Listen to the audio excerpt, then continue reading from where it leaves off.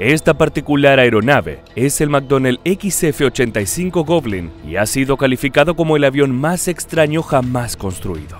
En una época de explosión de investigación aeronáutica, las Fuerzas Aéreas del Ejército de Estados Unidos aprobaron la creación de lo que se conoce como un cazaparásito.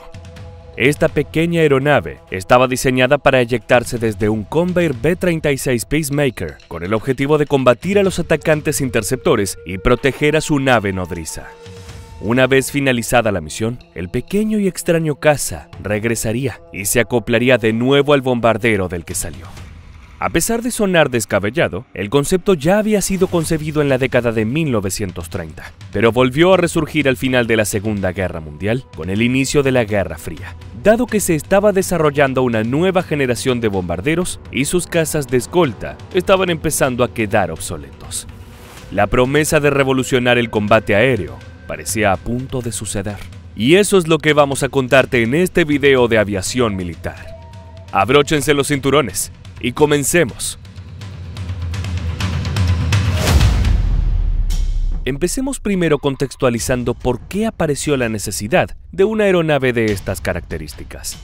Durante la ofensiva aérea aliada contra la Alemania nazi en la Segunda Guerra Mundial, bombarderos estadounidenses como el B-17 Flying Fortress, el B-24 Liberator y el B-29 Super Fortress se enfrentaron a la feroz oposición de los aviones interceptores de la Luftwaffe.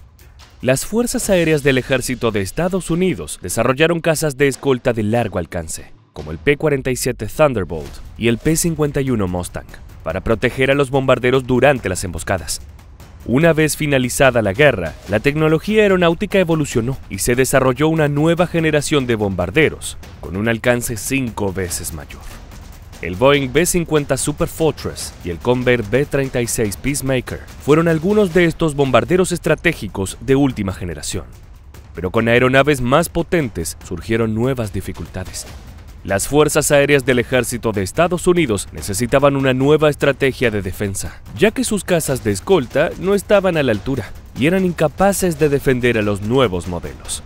El reabastecimiento en vuelo seguía siendo un concepto arriesgado. La fatiga de los pilotos era una auténtica preocupación y el elevadísimo coste de diseñar nuevos aviones cazas de escolta desde cero era impensable. Los ingenieros tendrían que considerar otras soluciones innovadoras y creativas. Con el avistamiento de la Guerra Fría se retomó la idea del avión parásito, siguiendo los lineamientos originales, pero refinando algunos de los conceptos. Los ingenieros iban detrás de un diseño que no solamente cumpla con las características del proyecto, sino que además fuera plenamente operativo. Los cazas de estas cualidades no eran una idea nueva, sino que ya tenían una larga y compleja historia.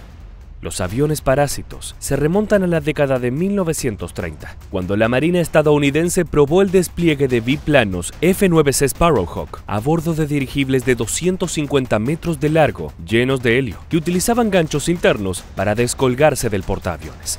Sin embargo, su historia se truncó cuando el prototipo funcionó mal y se estrelló en 1935. Durante la Segunda Guerra Mundial, la Unión Soviética también experimentó con aviones parásitos al montar cazas I-16 en las bahías de las bombas de los bombarderos TB-3 para operaciones de ataque aéreo. Al mismo tiempo, Japón lanzaba kamikazes propulsados por cohetes desde sus bombarderos Mitsubishi G-4M. Como se puede ver, era una idea que para todas las fuerzas aéreas del mundo parecía atractiva en un principio, pero tarde o temprano se volvía engorrosa en su implementación. A principios de 1945, las Fuerzas Aéreas del Ejército de los Estados Unidos solicitaron una propuesta para un avión de combate parásito ultraligero que pudiera caber en el compartimento de bombas de uno de los bombarderos de nueva generación. Solo se presentó una empresa, McDonnell Aircraft, que era entonces una joven compañía de fabricación aeronáutica con sede en San Luis, Missouri. Los ingenieros de McDonnell estaban ansiosos por probar el diseño de su avión parásito y presentaron una rápida propuesta en marzo.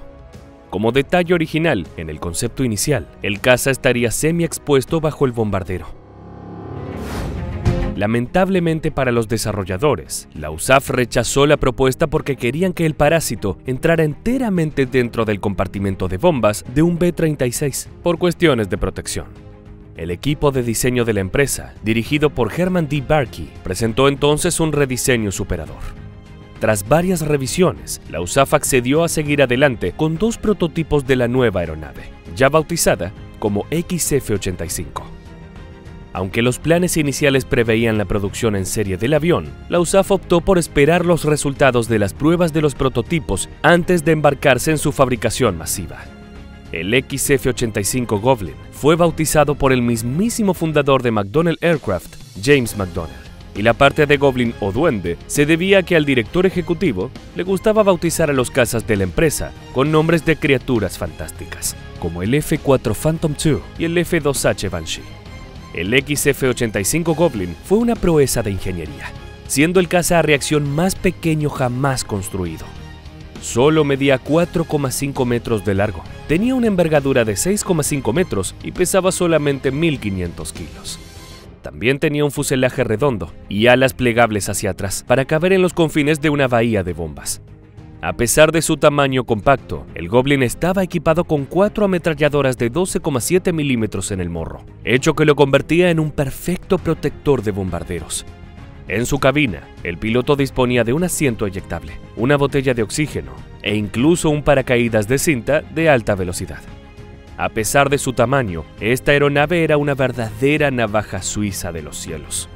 Por último, en el centro de gravedad del avión, se instaló un gancho de recuperación que se retraía en el aire, sistema por el cual podía retomar a la nave nodriza. Propulsado por un turborreactor Westinghouse J-34, el Goblin podía ser lanzado desde el aire a altitudes de hasta 48.200 pies. Su reserva de combustible era de solo 400 litros.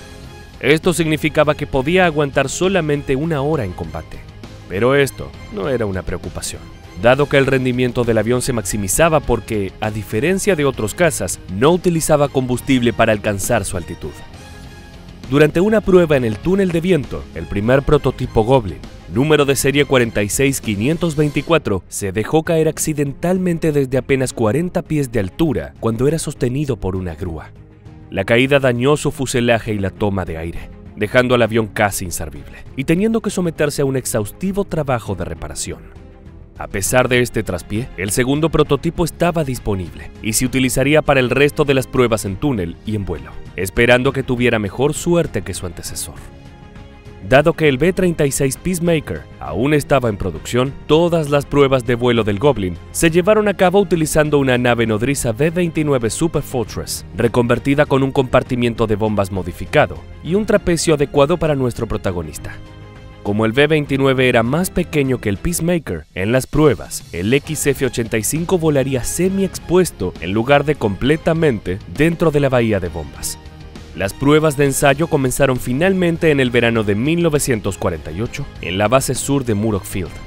Algunas pruebas se realizaron con el Goblin acoplado al B-29 mientras se transportaba en posición de estiva, mientras que en otras pruebas el Goblin fue atado y extendido en la corriente de aire del B-29, con el motor apagado para que el piloto pudiera sentir el avión en vuelo. El elegido para el valiente ensayo del Goblin fue el piloto Edwin Soch, seleccionado especialmente por McDonnell.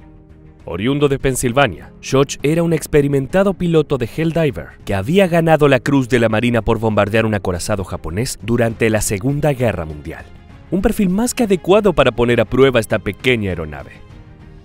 El 23 de agosto, Soch estaba maniobrando el XF-85 cuando intentó un vuelo libre por primera vez después de separarse de la nave nodriza a una altura de 20.000 pies. El piloto voló el aparato de forma autónoma durante 10 minutos, demostrando que el Goblin podía alcanzar velocidades de hasta 400 kilómetros por hora. Cuando intentó ensamblarse al bombardero, se dio cuenta de que el pequeño avión era muy susceptible a las turbulencias del B-29 y al colchón de aire generado por las dos aeronaves. Tras 3 intentos fallidos de engancharse de nuevo al trapecio, Soch calculó mal su aproximación y golpeó al Goblin con tanta violencia que su carlinga quedó destrozada, arrancándole el casco y la máscara de oxígeno. El Goblin empezó a caer furiosamente, pero el piloto consiguió estabilizar la nave y aterrizarla en un lago cercano, salvándose de milagro. Tras el desafortunado aterrizaje de emergencia, las pruebas de vuelo del Goblin se suspendieron durante más de un mes para poder repararlo completamente. El piloto Soch aprovechó el periodo de inactividad para practicar e intentar perfeccionar la maniobra de acoplamiento. Para superar el efecto de amortiguación del aire, los ingenieros ajustaron su acelerador y aumentaron su potencia de trimado en un 50%. El 14 de octubre de 1948, el piloto pudo finalmente soltar con éxito el Goblin y engancharse de nuevo al B-29. Pero tan solo una semana después, Schoch tuvo dificultades para enganchar el Goblin al trapecio del bombardero. Falló 4 veces más antes de golpear la barra del trapecio y romper el gancho del morro de la nave. Una vez más, se vio obligado a realizar un aterrizaje forzoso en Muroc Field. Cuando el primer prototipo dañado volvió a estar disponible para su uso, se reincorporó al programa de pruebas y completó varios vuelos cautivos, pero presentando los mismos problemas que su segunda versión. Parecía ser que el enganche y el desenganche de este modelo era un problema sin solución. Según Schoch, el Goblin era estable, fácil de pilotar y también se recuperaba bien de los trombos. Sin embargo, los vuelos de prueba seguían revelando que las turbulencias experimentadas durante su aproximación al Super Fortress eran un problema importante, por lo que se añadieron aletas superiores e inferiores al fuselaje del Goblin para compensar la mayor inestabilidad direccional en la maniobra de acoplamiento. Aún así, el gancho parecía ser la complicación más grave porque, a pesar que en los vuelos iniciales estaba en una posición fija, en los vuelos posteriores se movía de donde debía estar, dificultando el ensamble. Esta acción provocaba una oscilación irregular que se sumaba a la ya complicada maniobra de acoplamiento. Se añadieron pequeños carenados aerodinámicos al gancho para intentar solucionar el problema y reducir las sacudidas cuando éste se extendía y retraía. No obstante, una vez reanudados los vuelos de prueba en la primavera de 1949, Schoch siguió teniendo dificultades para engancharse al Super Fortress y una vez más dañó el avión antes de recurrir a otro aterrizaje de emergencia. Finalmente, el prematuro final del XF-85 había llegado. Los 2 prototipos Goblin volaron un total de 7 veces, pero solo 3 de los vuelos resultaron en un acoplamiento exitoso. En última instancia, el Goblin reveló un rendimiento mediocre en comparación con los cazas a reacción modernos. Eso sumado a que las habilidades de pilotaje necesarias para acoplarse eran muy exigentes. La tecnología también se puso al día, y ya se estaba desarrollando el reabastecimiento aéreo práctico para los cazas utilizados habitualmente como escolta de bombarderos. Además, los reactores soviéticos ya estaban eclipsando al XF-85 y Estados Unidos estaba trabajando en nuevos cazas de escolta de largo alcance que utilizaban vainas de combustible en los extremos de las alas. Lógicamente, las fuerzas aéreas estadounidenses decidieron que ya no estaban interesadas en seguir con el desarrollo del Goblin y el proyecto XF-85 se canceló oficialmente el 24 de octubre de 1949. A pesar de la cancelación, las USAF continuaron estudiando el concepto de avión parásito a través de una serie de proyectos, como el proyecto MX-106, el proyecto FICON y el proyecto TomTom. Por su parte, los McDonnell XF-85 Goblins, volados por Schoch, hoy son piezas de museos de aviación militar, exhibidos como verdaderas rarezas de otra época. Ya estamos llegando al final de esta entrega, y no queríamos dejar de preguntarte, ¿qué crees que hubiera pasado con el XF-85 si se hubiera seguido desarrollando? ¿Te parece que los aviones parásito podrían haber sido una norma en las defensas de aeronaves más grandes? Deja tus opiniones en los comentarios abajo. Hasta aquí el video de hoy. Te agradecemos haber llegado hasta el final y te esperamos en las próximas entregas de Aviación Militar.